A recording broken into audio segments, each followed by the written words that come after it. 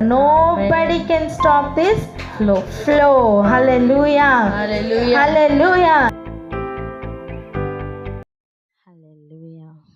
Thank you master. వెళ్దాం రండి. అపోస్తల కార్యాలు 8వ అధ్యాయం. అపోస్తల కార్యాలు 8వ అధ్యాయం 34, 35 వచనాల్లో మనం ఉన్నాం. అక్కడికి వెళ్దాము రండి. 34, 35 వచనాలు చూడండి. అప్పుడు నపుంసకుడు ప్రవక్త ఎవరిని గురించి ఇలాగూ చెప్పుచున్నాడు? తన్ను గూర్చియా వేరొకరిని గూర్చియా? దయచేసి నాకు తెలుపుమని ఫిలిప్పుని అడిగాను. ఒక మాట చెప్పనా? యెషయా గారు ఉన్న కాల పరిమాణం వేరు. ఫిలిప్పు ఇక నపుంసకుడు ఉన్న కాలం వేరు. మన దగ్గర నుంచి చూసుకుంటే వీళ్ళిద్దరూ ఉన్నది ఇంచుమించు 2000 సంవత్సరాల క్రితం. కానీ యెషయా గారు ఈ మాటలు, ఈ లేఖనాలు రాస్తున్నది ఇంకా ముందు కదా. అక్కడ ఎక్కడో రాసిన విషయాలు 2000 సంవత్సరాల ముందు ఉన్న వారికి అర్థం అవ్వాలి అంటే, అప్పుడున్నవారు 2000 సంవత్సరాల క్రితం ఉన్నవారు అండ్ ఈ మాటలు గ్రహింపులోనికి రావాలంటే ఇప్పుడున్నవారు ఒకరై ఉండాలి.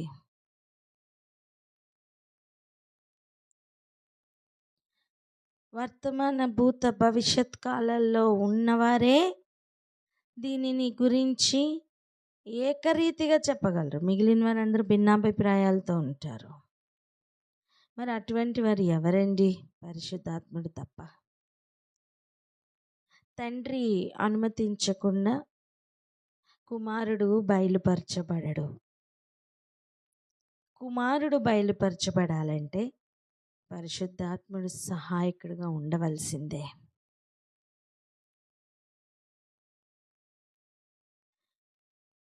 ఆ ప్రవక్త ఎవరిని గురించి చెప్తున్నారు అని అడుగుతున్నప్పుడే ఆ ప్రవక్త అది యేసుని గురించి చెప్పిన మాటే అని మనకి ఇప్పుడు క్లియర్గా అర్థమవుతుంది. ఎందుకు చూడండి, 32వ వచనంలో అసలు ఆ ప్రవక్త చెప్పిన మాట ఏంటి?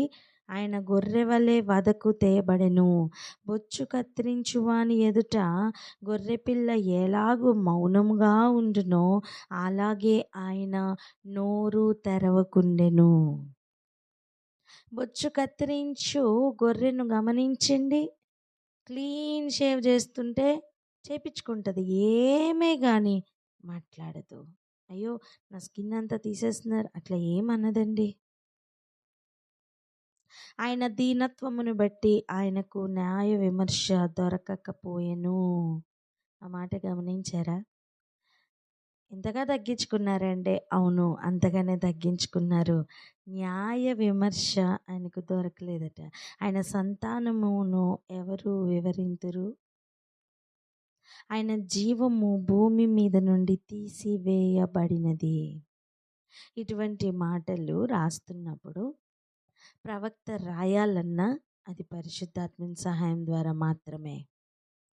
ఇక ఆ మాటలు గ్రహింపులోనికి రావాలన్నా మరలా అదే పరిశుద్ధాత్ముడు నిన్న నేడు ఏకరీతిగా ఉన్న దేవుడు బయలుపరిస్తే తప్ప అది బయటికి రాదు అని మనకి ఈరోజు అర్థమవ్వాలి. ఈరోజు వాక్యం చదువుతున్న మనం ఎందుకు మార్పు రావట్లేదు?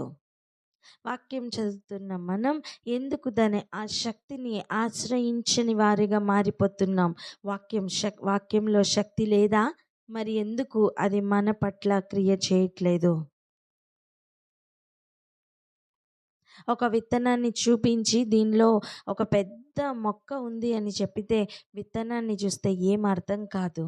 దానిని నిజముగా భూమిలో నాటి చూడు, అప్పుడు దాని లోపల ఉన్న ఆ మొక్కలో ఉన్న విత్తనాలు అన్నీ కూడా over a period of time మనకు కనిపిస్తాయి. అది ఎంత సత్యమో మన హృదయంలో కూడా ఆ వాక్యం విత్తబడి, ఆ వాక్యం నాటబడి, దానిలో ఉన్న సారం బయటికి వచ్చినట్లుగా, దాని లోపల ఉన్న ఆ ఫలం బయటికి వచ్చినట్లుగా అన్నీ మన హృదయంలో జరిగితే తప్ప ఫలం అనేది బయటికి రాదు కదా.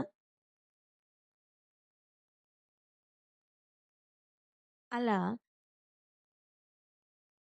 ప్రవక్త ఒకని గురించి చెప్తున్నారు లేదా ఎవరి గురించి చెప్తున్నారు అని ఒక ఆలోచన ఎప్పుడైతే ప్రారంభమైందో ఆ వాక్యము జీర్ణం అవడం స్టార్ట్ అవుతుంది. వాక్యం లోపల మన జీవితం లోపల క్రియ చేయాలండి. అలా కాకుండా వాక్యం ఎంత వినినా అది వ్యర్థమే. చూడండి, ఒక 5 రూపీస్ కాయిన్ మింగామనుకోండి, అది జీర్ణం అవుతుందా? అది బ్లడ్లోకి ఏమైనా కలుస్తుందా? లేదు కదా. అది ఏమవుతుంది? మరలా జిఐ ట్రాక్ట్లో నుంచి బయటకు వచ్చేస్తుంది కదా. అలా వాక్యం విని మర్చిపోవారిగా, వాక్యం విని వదిలేసేవారిగా ఉంటే దాని వలన ఏ ప్రయోజనము లేదు. వాక్యం అరగాల. మన హృదయం వాక్యంను పూర్తిగా స్వీకరించాలా. అప్పుడేనండి దానిలో ఉన్న ఆ మహిమ బయటికి వస్తుంది, దానిలో ఉన్న కార్యం మనలో జరుగుతుంది. అలా అలౌ చెయ్యాలి అంటే ఇదిగో మనకి గ్రహింపు అనేది కావాలి. ఈరోజు మనం ఒక విషయాన్ని చూస్తున్నాం. ప్రవక్త ఎవరి గురించి ఇలాగ చెబుతున్నాడు అని అడుగుతున్న ఆ ప్రశ్న ఒక పక్కన ఉంటే, అసలు ప్రవక్త చెప్పిన కాలం నుండి గ్రహింపులోనికి వస్తున్న కాలం వరకు పరిశుద్ధాత్ముడు చేస్తున్న క్రియలు చూడండి. దేవుని ప్రణాళిక ఎంత ఉన్నతమైందో మనకు అర్థమవుతుంది. గొర్రెపిల్ల వధకు తేబడినట్లుగా వస్తున్న యేసయ్య గురించి సంబంధమే లేని యెషయాకు దేవుడు బయలుపరుస్తున్నారు. తన నోటి ద్వారా వాటిని తీసుకుని వస్తున్నారు. యెషయా కాలంలో ఏమైనా నెరవేరిందా? లేదే. యేసయ్య గురించిన ప్రవచనాలు యెషయా గ్రంథంలో ఎన్ని ఉన్నాయి? నెరవేరాయా? లేదు. కోరేషుని గురించిన ప్రవచనం అక్కడే ఉంది, బబులోను గురించిన ప్రవచనం అక్కడే ఉంది, అన్యజనుల గురించిన ప్రవచనం అక్కడే ఉంది. ఎన్ని ప్రవచన వాక్కులు ఆ ప్రవక్త ద్వారా దేవుడు బయటికి తీసుకుని వచ్చారు. కానీ ఒక్కొక్కటి ఒక్కొక్కటి ఒక్కొక్కటి ఆయా కాలాల్లో నెరవేరుస్తూ తీసుకుని వస్తున్న దేవుడు. నేను చెప్తున్న విషయం ఏంటంటే, యెషయా కాలంలో దేవుడు అనేక ప్రవచనాలు బయటికి తీసుకుని వచ్చారు. కానీ అవన్నీ కూడా యెషయా కాలంలోనే నెరవేరలేదు. ఈనాటికి కూడా ఇంకా నెరవేరవలసినవి అనేకములు ఉన్నాయి. ఆయా కాలంలో నెరవేరుస్తున్న దేవుడు, ఆయన్ని మనం ఈరోజు గ్రహిద్దాం.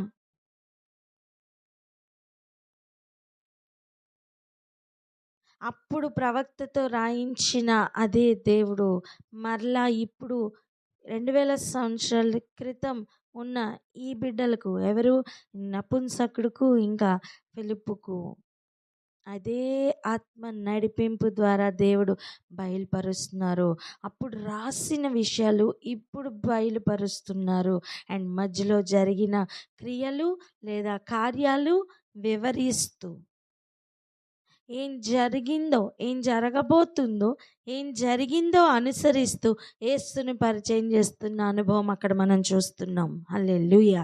ఇదిగో మనం కూడా దేవుని యొద్దకు వచ్చిన మనకు ఇదిగో ఒక ప్రవచన వాక్కు, అది నడిచిందా లేదా, అది గడిచిందా లేదా, అది నెరవేరిందా లేదా అనుసరిస్తూ అర్థం చేసుకోగలిగితే అందులో మనకి యేసు పరిచయం అవుతారు. ఎందుకు తెలుసా? ప్రవచన సారం యేసు ప్రభు. హల్లెలూయా. శిరస్సైన యేసు ప్రభు. ఇక చూడండి, శరీరమైన సంఘం మీద కూడా ఎన్ని ప్రవచనాలు ఉన్నాయో అవన్నీ నెరవేర్పులోనికి వస్తున్నాయి. వచ్చు కాలమే ఇది. ఆమేన్. సంఘమైతే ఆమేనండి. సంబంధం లేని వారైతే ఏ సంబంధము ఉండదు, ఏ కదలిక ఉండదు. హల్లెలూయా. ఒక్కొక్క ప్రవచన వాక్కు గ్రహింపులోనికి రావాలి అంటే మనస్సు అలా, ఆ హృదయం అలా వేచి ఉండాలి, ఎదురు చూడాలి, వెతకాలి. పరిశుద్ధాత్ముడు నిశ్చయముగా ఆ విషయాలను బయలుపరుస్తారు. మన కాలంలో అవసరమైన విషయాలనే బయలుపరుస్తారు. దానియేలుకి చూడండి, ఆయన కాలంలో కాని విషయాలను ఎక్కువగా బయలుపరచలేదు. ఏం చెప్పారు? నీ వంతులో నేను ఉంచుంటావు దానియేలు, ఇవి అంత్యకాలం వరకు ముద్రించు అని. నీకు ఇచ్చేవి నీకు ఉంటాయి, ముద్రించవలసినవి ఇంకా మిగిలే ఉంటాయి. హల్లెలూయా. శాశ్వత కాలం ముందు దేవుణ్ణి అర్థం చేసుకోవడం ఈ చిన్ని బుర్రతో మనకి సాధ్యం కాదు. కానీ ఒక్కటి మాత్రం అర్థం చేసుకోవాలి, నమ్మకం ఉండాలి. దేవుడు ఆలోచనలు నా ఆలోచనల కంటే ఆకాశముల కంటే ఎత్తుగా ఉన్నాయి.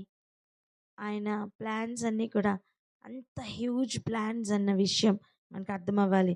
దేవుని ఘనపరచడం నేర్చుకోవాలి. ఆయన కించపరిచిన కాలం చాలు, ఆయన అవమానపరిచిన కాలం చాలు, ఆయన అనుమానించిన కాలం చాలు.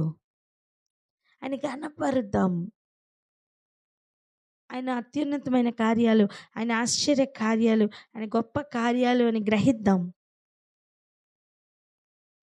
ఏమీయూ లేకుండా నిర్మూలమవుతున్నారు అంటే ఏమీయూ లేకుండా నిర్మూలం చేసే అధికారం పొందుకోవడానికి ఆయన వస్తున్నారు అని అర్థం. ఆమేన్.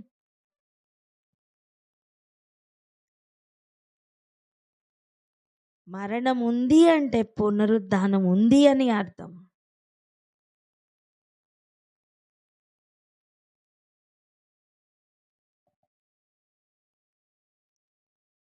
హల్లెలూయా. ఇక చూడండి, ఫిలిప్పు నోరు తెరిస్తే చాలు లేఖనములు అనుసరిస్తూ యేసుని గురించి సువార్త ప్రకటిస్తూ ఉన్నాడట. వాళ్ళిద్దరు త్రోవలో వెళ్తున్నారు. నీళ్లు ఉన్న ఒక చోట వచ్చినప్పుడు నపుంసకుడు, ఇదిగో నీళ్లు, నాకు బాప్తిస్మ ఇచ్చుటకు ఆటంకం ఏంటి అని అడిగినప్పుడు ఇక ఫిలిప్పు చెప్తున్న సమాధానాన్ని ఈరోజు మనం చూస్తున్నాం. 37వ వచనం, నీవు పూర్ణ హృదయముతో విశ్వసించిన ఎడల పొందవచ్చునని చెప్పెను.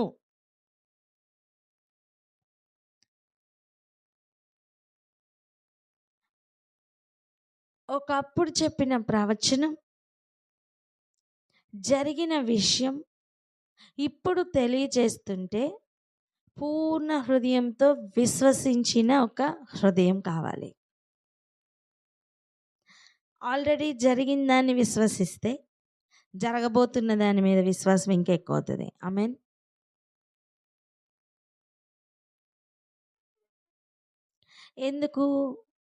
ఎందుకు ఆలోచించండి.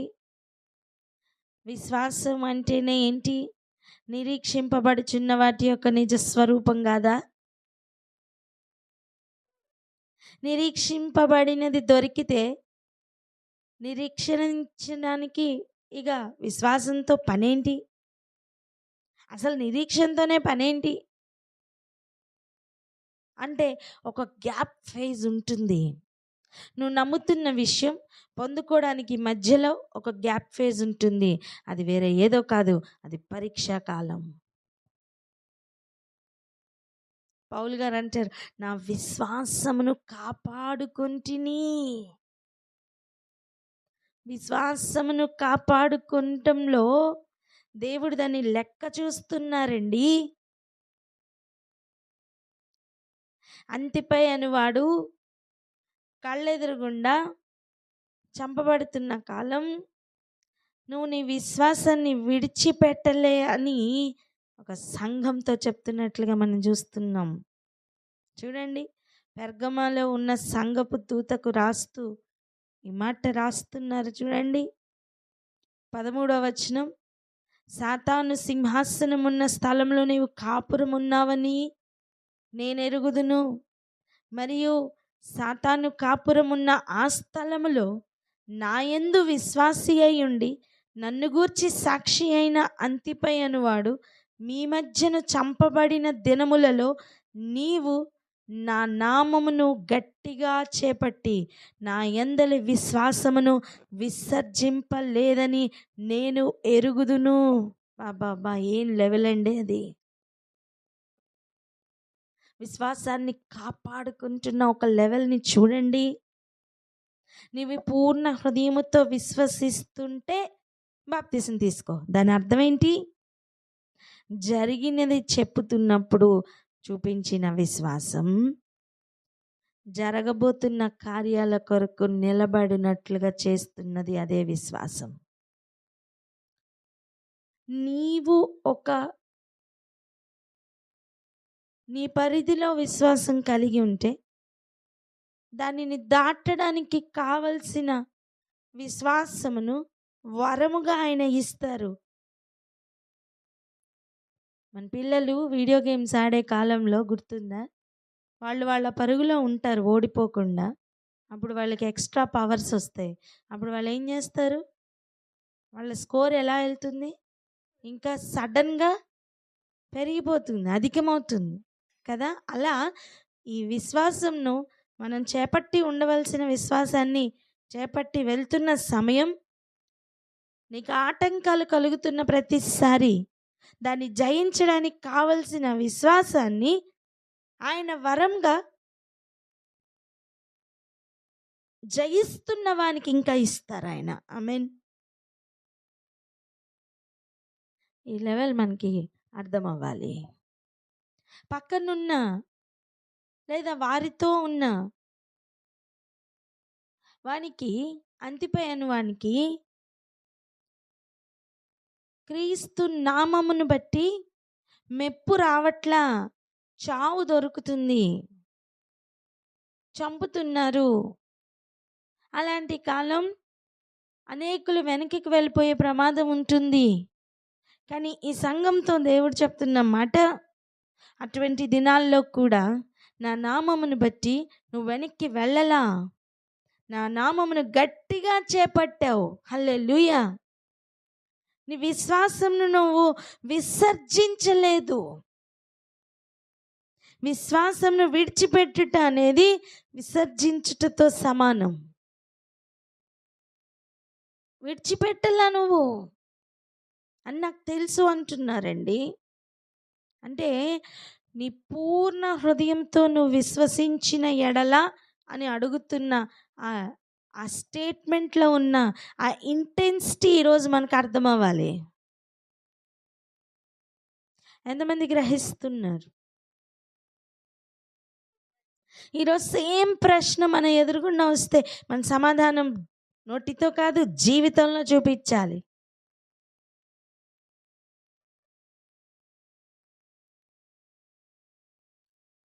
విశ్వాసమును బట్టి మనలో ఒకరిని గనక చంపుతుంటే ఇప్పుడు నిలుచున్న వారందరూ నించుంటారా? ఆ మాటల్లో ఉన్న అర్థం అదే కదా. ఆ మాటల్లో ఉన్న అర్థం అదే కదా. వదకు తేబడెను గొర్రెపిల్ల, ఆయన గొర్రెపిల్ల వదకు తేబడెను. అది ఎంత మౌనముగా ఉండెను. గొర్రెబొచ్చు కత్తిరించి వాని ఎదుట గొర్రెపిల్ల ఎంత మౌనంగా ఉంటుందో అంత మౌనంగా ఉండి నోరు తెరవకుండెను. అసలు ఏంటండి ఆ లెవెల్? ఏంటండి?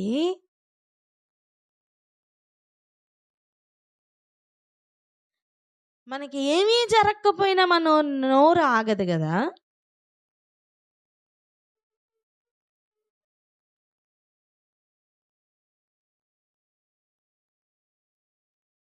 అసలు ఏ సమస్య లేకపోయినా మన నోరు ఆగదు కదా.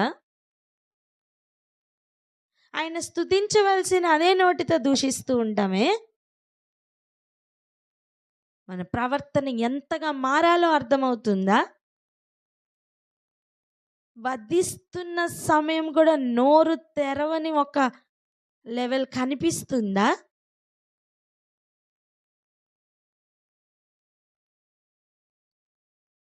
కళ్ళెదురుగుండా సమకాలికుడుగా ఉన్న అంతిపై అని వాడిని చంపేస్తుంటే విశ్వాసమును బట్టి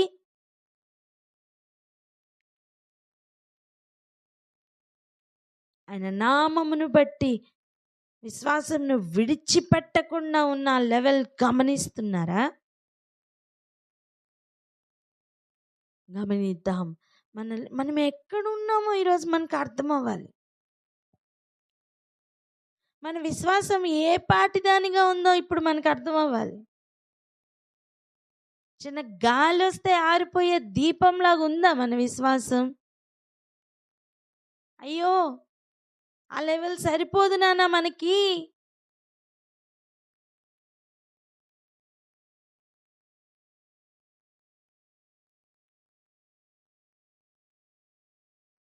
జీవ మరణాలు శాసించని ఒక విశ్వాసపు లెవెల్ కావాలి. పలకండి మాట, జీవ మరణాలు శాసించలేని విశ్వాసం కావాలని.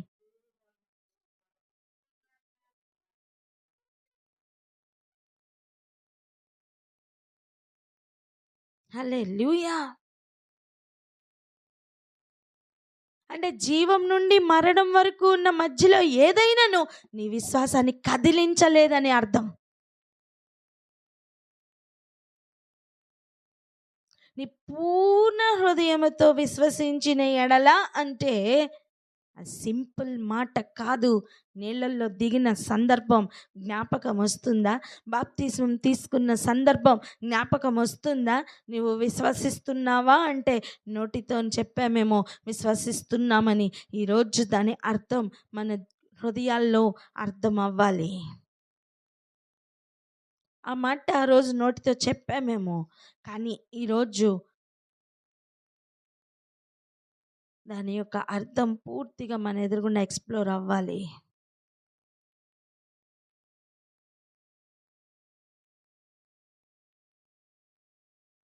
ఆయన వధించబడ్డారు అని నువ్వు విశ్వసిస్తుంటే బాప్తిసం తీసుకోవచ్చు అని ఒక ఆఫర్.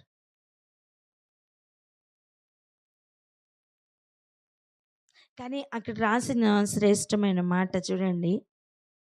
అతడు యేసుక్రీస్తు దేవుని కుమారుడని విశ్వసించుచున్నానని ఉత్తరమిచ్చెను. తను అడిగింది ఏంటండి? నీ పూర్ణ హృదయంతో విశ్వసించిన ఎడల పొందవచ్చని చెప్పింది. కానీ తను ఇస్తున్న సమాధానం ఏంటి చూడండి. యేసుక్రీస్తు దేవుని కుమారుడని విశ్వసిస్తున్నానన్నారు. అంటే దేవుని శక్తి నాకు అర్థమైంది అని కదా అర్థం. ఎందుకు ఇలా జరుగుతుంది అని కాదు, ఇంకేం జరగబోతుందో నాకు అర్థమైందని కదా దాని అర్థం.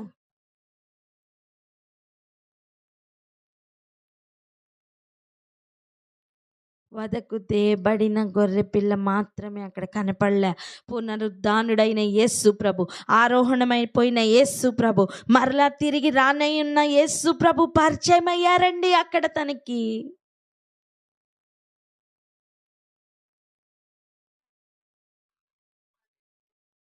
నేను విశ్వసిస్తున్నాను అని చెప్పుతున్న మాటలో తను పునరుద్ధానపు శక్తిని గమనిస్తున్నాడు, అనుభవిస్తున్నాడు. గనుకనే చూడండి, ఫిలిప్పు నపుంసకుడు ఇద్దరు నీళ్ళల్లోకి దిగిరి అంతటా ఫిలిప్పు అతనికి బాప్తిస్మం ఇచ్చెను. ఆ నీళ్ళల్లో నుండి వెడలి వచ్చినప్పుడు ప్రభువు ఆత్మ ఫిలిప్పును కొనిపోయెను. రాసిన మాట చూడండి. నపుంసకుడు సంతోషించుచు తన త్రోవను వెళ్ళెను, అతడు ఫిలిప్పును మరి అన్నడు చూడలేదు. హలో, నీకు వాక్యం పరిచయం చేసిన వ్యక్తి కలిసి ఉంటేనే నేను బాగుంటాను అంటే కాదు.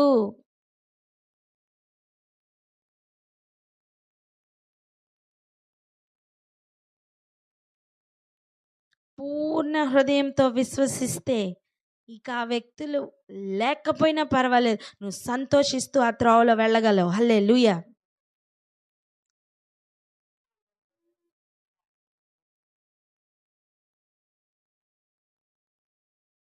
ఈ లెవెల్ని కొంచెం మనం ఆలోచన చేయాలి. మరి ఎన్నడూ చూడలేదట. దాని అర్థం ఏంటి? బాప్తిసం తీసుకొని విడిచిపెట్టేశాడనా? కాదు, విశ్వాసమును పట్టుకుని ఇక పరిగెడుతున్నాడని అర్థం. హల్లెలూయా. ఆ పరుగు పందెంలో ఇక రన్నింగ్ స్టార్ట్ అయిందండి. ఇక దేనిని చూడలేదు నపుంసకుడు. ఆ త్రోవలో వెళ్ళిపోయాడట. నేనంటాను, వాళ్ళు చెప్పిన కందకే క్రింద మళ్ళీ పని చేయడానికి వెళ్తున్నాడు. అవును, ఫిజికల్‌గా వెళ్తున్నాడు. కానీ ఆత్మీయంగా ఇంకా ఆ త్రోవలో తను ఎవ్వరు ఆపలేని ఒక లెవెల్‌కి తను వెళ్ళిపోయాడండి.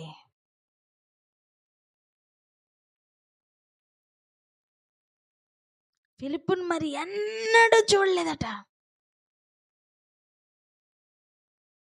అవును, భూమి మీద ఎన్నడూ చూడలేదు. కానీ ఒక నిరీక్షణ ఎక్కడ? ఎక్కడ? హ్మ్. ఖచ్చితంగా చూస్తాను అని తెలుసండి. అక్కడ వధింపబడిన యేసు ప్రభు మాత్రమే తనకు పరిచయం కాలా, పునరుద్ధానము పరిచయం అయింది. పునరుద్ధానపు శక్తి పరిచయం అయిందండి. ఒక్కసారి మాట్లాడితే చాలు, ఇక జీవితం అంతా కూడా పరుగులు పెడుతూ తను వెళ్ళాడు.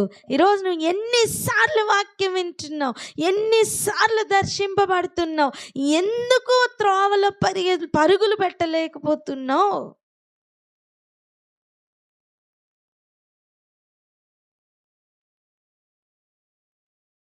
ఎందుకంత పూర్ణమైన విశ్వాసం రావట్లేదు? నీ పరిస్థితులు నిన్ను ఆపుతున్నాయని సాకులు చెప్పడానికి అవకాశం లేదు. ఎందుకంటే సంఘం ప్రిపేర్ అవ్వవలసిన రీతి విధానం చూడండి.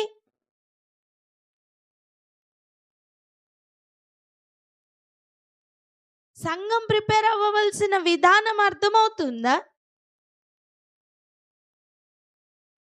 మీ మధ్యను అంతిపై అనేవాడు చచ్చిపోతుంటే కూడా మీరు విశ్వాసాన్ని విడిచిపెట్టలేదు అని చెప్పి సాక్ష్యం పొందుతున్న సంఘం ఉందే, అలా తయారవ్వాలి మన విశ్వాసం.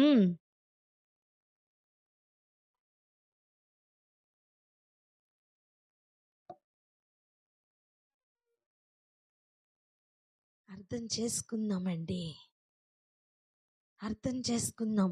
నా పూర్ణ హృదయంతో ఆయన విశ్వసిస్తున్నాను అంటే ఆయన ఎంత విధేయతను చూపించారో ఆ విధేయత లెవెల్కి మనం కూడా వెళ్ళాలని అర్థం.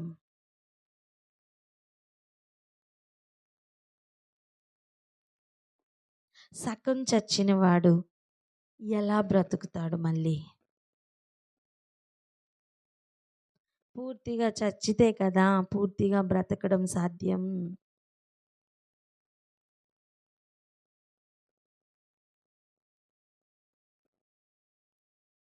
పూర్తిగా చనిపోయిన అనుభవం లేకుండా పునరుద్ధానపు శక్తి ఎలా వస్తుంది?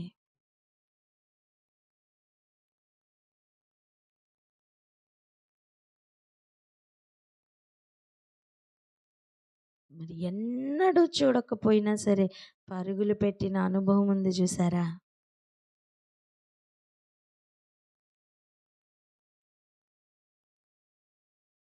ప్రార్థన చేసుకుందాం అక్క.